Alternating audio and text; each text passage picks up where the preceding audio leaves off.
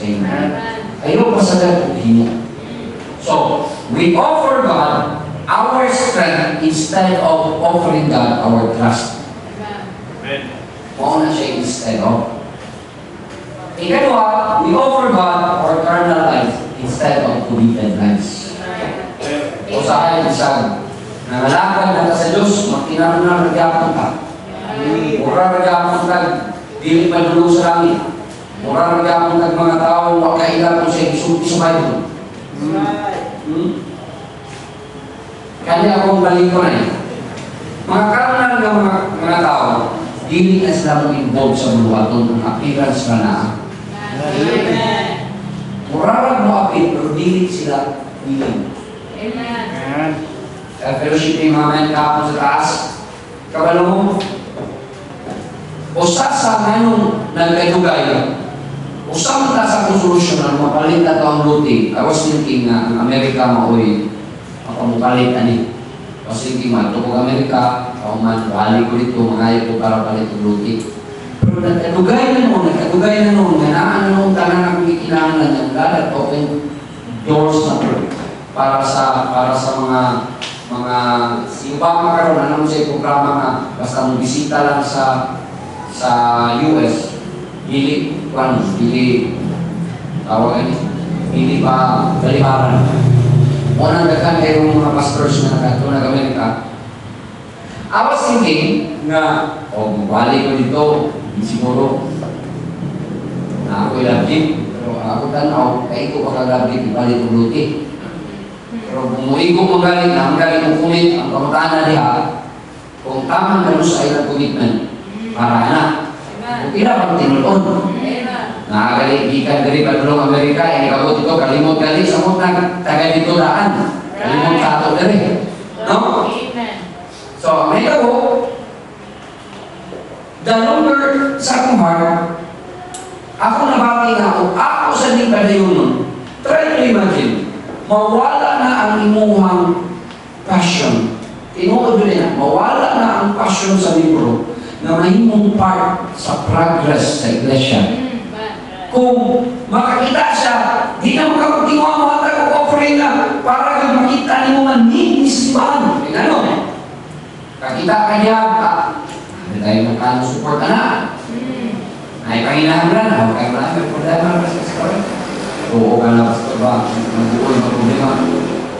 Kaya di na mo mabati that you are part sa church. Halimbawa, huwag na mag-ties ka. Ay, siguro yung padala sa Amerika, kaya nag-ties na, hindi na ka magtimuha pa nga. Api ko, huwag ka rin, ano na yung part na nag-isakusaran ka, mag-ties na, magkakaroon magbutang simbahan. Kaya ito na ba? You will not feel the satisfaction of being part sa church. So, muna mawala na sa kasing-kasing. Wala na pasabuti kumato ng Amerika, mawala ito po Amerika. Anda na ito in English. Kaya pagkalisod ko in English, Binisay ko na ako, yun sila, what is that? Facebook and page? Yun na sila. Pero, what ko pa nito, hindi para mga yung para itabang sa ito. Ang gibras sa Ginoo sa kasing-kasing, kung gibutang mo sa Ginoo sa simbahan, it means you are enough to be blessed by God para gamito sa simbahan. Di man mo ibutang sa simbahan na dili insakto, dili equip ang church pa para sa blessedness na gusto sa Ginoo. So it means kamuwi ang pananalingan, trabaho mo. Dito mo, i-deny na ko ang mga membro anak-anak ng privilege. Kaluhod sa mga membro. Kung sa akin, maninahan ka, ganahan ka, sa pamay mo kalipay, sa pamay makiglapan ka, makibatay ka pasimbahan, ng mga gawa kay bantay.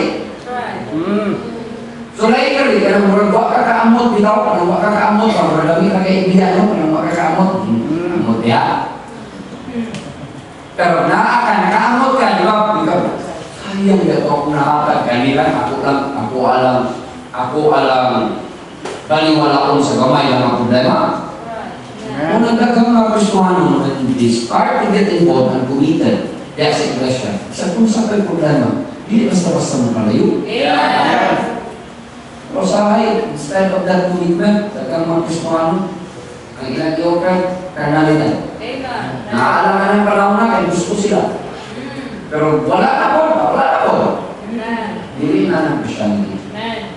That is not the way we offer what we have. Sa atong Ginoo. Our God deserves the best. Instead of committed lives, instead of trusting in divine power, ikatulog, we live incomprehensibly rather than or instead of total commitment. Kaya kang kinabuhi ka mapapaporan mo. Kaya kita wala tayo total surrender. Instead of satisfaction with the presence of God, ang atong involvement dapat na murari akong ka-iskilahan ba? Basta present lang, nauna na ito, pagkasar na kuhani. Marapag, kailan ikaw picture na ko. Sabot na si Mamoy. Murinaan na ang atong pamati, paksibata. Anong ginoos kong ibati o keroy? Hindi dapat inunan. The last one. Second to the last one. When we offer excuses rather than our humble obedience. We offer basta butang kayo paghimo para sa Diyos. Pagkatikanan ako kasunod ang excuse.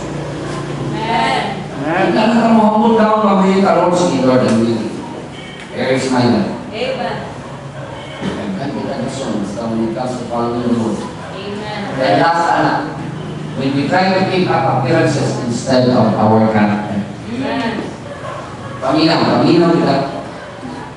Man look it at the outward appearance. But God look it at the heart. Maugli importante akong karakter.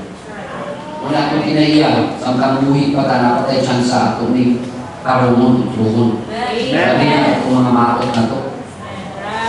Ang mga makot na ito, putang na lang natin na skilin. Muuna lang na natin nasa muslim.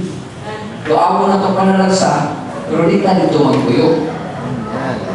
Hello? Ang mga lindot o mga bagong kinaiyak, gusto sa Diyos para natin muna ang palabuon.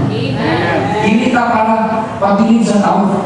Ang ato pabilig sa Ginoo. Hindi para ang tao malipay, para pipikon lang. Sa buhay yung pipik na tao na to, as long as God is pleased, enough na natin. We should not offer instead of sa Diyos.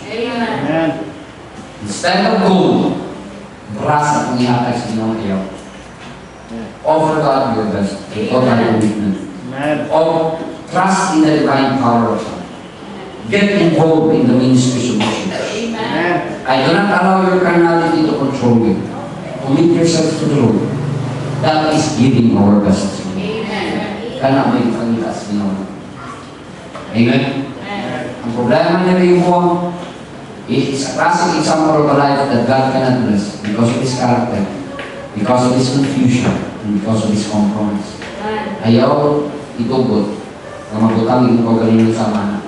Ihatag niya sa Diyos na ito for an example para magamit na ito na dili na dapat parehas na rin. Nalikod ako. Kita? Sabi God, again, thank you for another blessed na alaw and blessed principle from your word. Salamat kayo sa karay, sa Bible na mahimong example sa mga growth sa Christianity, mga things that we should not be, things that we should be, base sa kinabuhi nga mong nagihan. Lord God, tarami me to knowing you. Lord, we're claiming that we are on our way to Canaan. And that is true. We believe on that. Pero dilisad na himo Ginoo na compromise mo while on our way. Dilisad na himo na ma-out of focus mo while on our way. Hinahanglan nga amo madikarar sa kalibutan that you are working in our life. I-testimony of your grace ang amo man kinaiyan. Hindi magpapabiling ang mga negatibo, kundi ang among ibilukon mga positibo na maka-attract o mga tao na mutuo sila ng mga Diyos sa among kinubuhi. So help us, Lord. You bless us. Bless everyone. Abagin mo, Ginoo, that we could give our best to you. Hinumdumi mi panunay na we should not be satisfied or instead of, but we should be presenting whatever we have, the best of what we are, who we are, what we have. Dapat imuhan ni kay deserving ka ni or worthy of this one. So help us, Lord. Thank you for the time na among spend. Thank you for the principles na among saktan. Thank you for your people nga niya karon. Continue to bless them. Be with them. Whatever their desires are, ikaw Ginoo nakakita. As they delight in you, as they honor you, ikaw ang mag-honor nila Ginoo. Ikaw sa padayon mag-open of doors lang sa mga tinguha, ang mga kanakan, na yung mga tagsa-tagsa ka tinguha Ginoo, ikaw ang mag-upgrade sa putahan para nila. You answer their prayers. You lead them, Lord, to the path of blessedness and righteousness, Lord. And bring glory to your name, inaali sa inyong pagpanalangin sa mga pinubuhay. Salamat kayo, Rayon, kay kami Diyos. Ikaw ang libuuran, itulyanan, pinagi lamang sa mga nangalan ng Jesus. Amen.